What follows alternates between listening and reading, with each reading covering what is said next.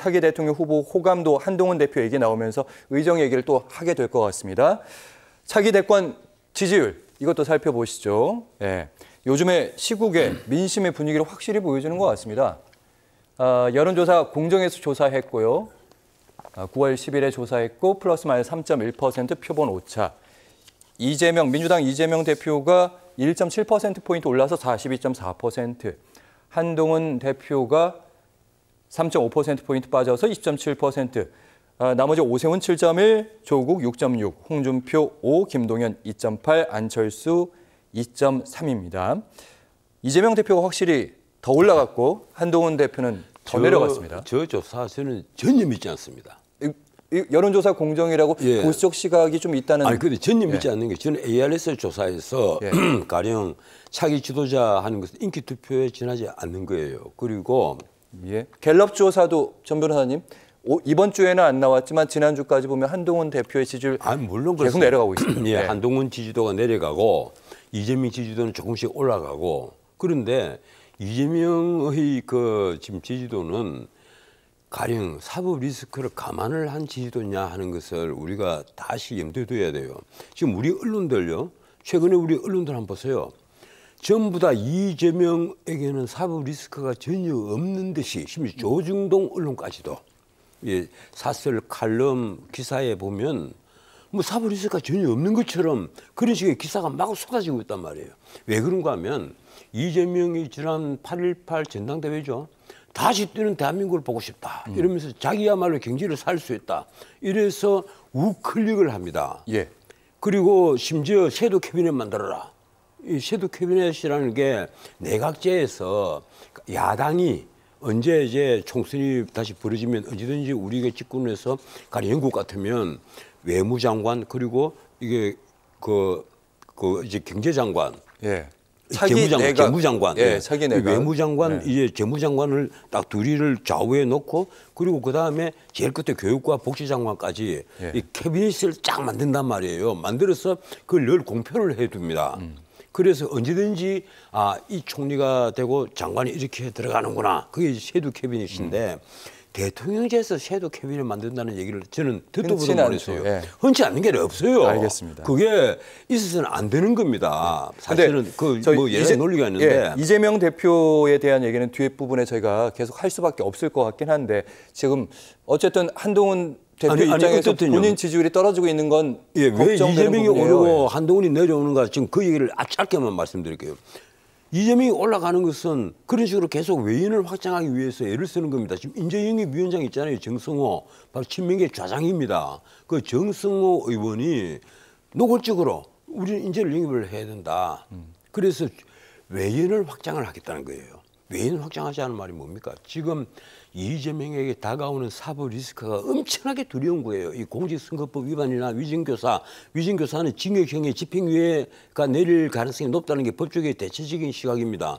그리고 공직선거법 위반은 벌금 500만 원을 넘어설 수밖에 없다. 이것이 대체적인 시각이란 말이에요. 10월 11월에 선고가 10월 납니다. 말에 대충. 아무리 늦어도 11월 초에는 선고가 있을 건데 그렇게 되면 그것이 1심 선고지만은 이재명으로서는 치명타입니다. 그러니까 그 전에 이재명의 대세론을 어떻게든지 확장을 시켜놓겠다. 그것이 사법 리스크를 줄이는 거다. 그런데 그 앞에 영수회담을 좀 해주면 참 좋겠는데 지금 윤석열 대통령이 이제 영수회담을 안 할 것 같단 말이에요. 그런 것이고 그래서 외인을 계속 확장을 하고 해서 지금 근데 이재명 입에서 다시 뛰는 대한민국을 보고 싶다고 하면 그게 우리가 생각하고 있는 이재명과는 완전 다른 이재명이 등장을 한 거예요. 그렇게 하는 이유는 어쨌든 단 변호사님 이재명 대표 쪽에서는 그런 자신의 사법 리스크 가리는 부분이 분명히 이렇게 여러 가지 얘기들을 하면서 분명히 덮는 부분이 있는데 한동훈 대표 입장에서는 지금 뭐 의정 갈등 의료 공백에서 뭔가 역할을 해보려고 하는데 당에서도 좀 고립되는 것 같고 한동훈의 지지도가 지금 내려오는 것은 윤한 갈등 때문입니다. 그 심지어 한 3, 4m 떨어져 있는 행사장에서 영종도 그 행사장에서 만났는데도 서로 간에 인사를 하지 않아요. 이 가만 보면 윤 대통령은 지금 단상에서 행해지는 연설을 딱 듣고 있는 표정이고 한동훈 옆에 이렇게 보고 있어요. 눈도 안 마주쳤다는 언론의 이런 표현. 사진이 찍혀갖고 신문 일면을 난단 말이에요. 그건 진짜 황당하죠. 그리고 또 이제 번개 만찬이 있었지 않습니까? 그 윤상현 의원이 여기 지금 뭐 그 전화를 돌렸다는데 그 하필 참석한 사람이 김민전, 인용환 이른바 친윤 초선 비례대표 의원들입니다. 지도부고요. 예, 거기다가 윤상현 의원이 들어갔고 이 세 명의 이름은 밝혀졌어요. 그리고 거기에 친한동훈계 뭐 지도부든 의원은 전혀 없다는 게 확인이 됐습니다. 예. 자, 그런 모습을 연출을 했다면 솔직히 그 윤 대통령이 의도는 안 했겠지만 어떤 경위든 간에 그것이 연출이 됐다면 상당히 이거는 문제가 있는 거예요. 거기다가 한동훈 또 대표가 계속해서 대대는 형식을 취하고 있단 말이에요, 지금. 이 권력에 도전하는 모습을 보이면 궁극적으로는 그 자기에게는 플러스가 됩니다. 예. 그 우리나라에서 가령 그 정권에 이 2인자가 1인자에게 도전을 하는 모습을 취했을 때 대부분 나중에 이게 스타로 떠오르긴 떠올랐는데 전부 다 성공하는 거 아니에요. 가령 YS에 도전했던 이회창도 실패를 했고 뭐 이런 식입니다. 2인자가 1인자에게 도전하는 형식을 취했을 때 성공하기가 그만큼 인기는 없지만 예. 성공하기가 그만큼 어렵다. 예컨대 윤석열은 문재인에게 도전을 했지만은 결국은 당을 완전히 바꿔서 보수의 후보로 등장을 했지 않습니까? 이 문제를 아마 한동훈 대표는 곰곰이 좀 생각을 잘 해야 될 거예요. 알겠습니다. 지금 윤석열 정부가 어려워지고 결국은 그 지지도가 20% 미만으로 떨어졌다. 뭐 지금도 마찬가지입니다. 20%라는 것도 떨어졌다 하는 것은요. 한동훈이 미래도 없다는 겁니다. 그걸 알아야 되는 거예요. 내가 지난번에 여기 와서 한동훈에게는 왜 한동훈이 상표가 없느냐 이러는데 솔직히 말해서 본인이 지금 우리 국민들을 위해서 난 이런 대한민국을 만들고 싶다 하는 어떤 그 캐치프레이즈 이거 하나 만들어내지 못하면서 계속해서 권력에 도전하는 모습만 취하고 있다. 예. 그런데 의정 갈등 그러면 이제 한동훈 대표는 이런 얘기를 하고 싶을 겁니다. 그럼 의정 갈등을 어떻게 해결해야 되느냐? 지금 내 머리를 지금 코를 삼는 것은 바로 그 문제다. 내가 거기에 대해서 어떻게 헌신을 하고 싶은데 윤 대통령이 저렇게 봐라 독불장군식으로 나가지 않느냐? 예. 어떻게 해야 되느냐? 이 얘기 아니에요. 그런데 그 두 분의 그 내면한 관계까지 우리가 뭐 알 바는 아니지만 그런 데에 대해서 돌파구를 스스로 찾지 못하면 그건 지도자라고 할 수가 없죠. 알겠습니다. 그 돌파구는 스스로 찾아야 돼요. 스스로 돌파구를 찾아라. 자, 다음은 저희가 10월 보궐선거 앞두고 이제 교육감 선거도 10월에 치러지는데 이 주제는 조금 짧게 다루도록 하겠습니다. 서울시 교육감 후보 여론조사 결과를 제가 조금 주목을 해봤는데 보수 성향 교육감 중에선 조전혁 전 의원 그리고 진보 성향 교육감 후보 중에서는 전임 교육감, 전 전임이죠. 광노현 전 서울시 교육감에 대한 선호도 높습니다. 아무래도 초반이니까 인지도 싸움인 것 같아요. 예.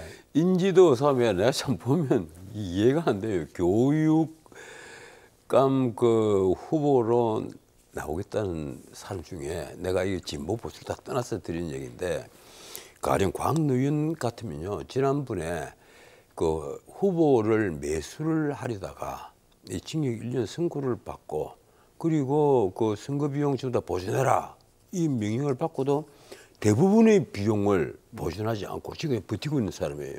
선거 비용조차 보전하지 않고 법을 이렇게 무시하는 자가 다시 진보계의 그 보수 후보로 진보계의 교육감 후보로 나가겠다 이러니까 심지어 민주당의 진성준 그 정책위 의장이죠.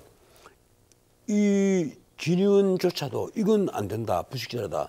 김민석 의원 또 반대를 해요.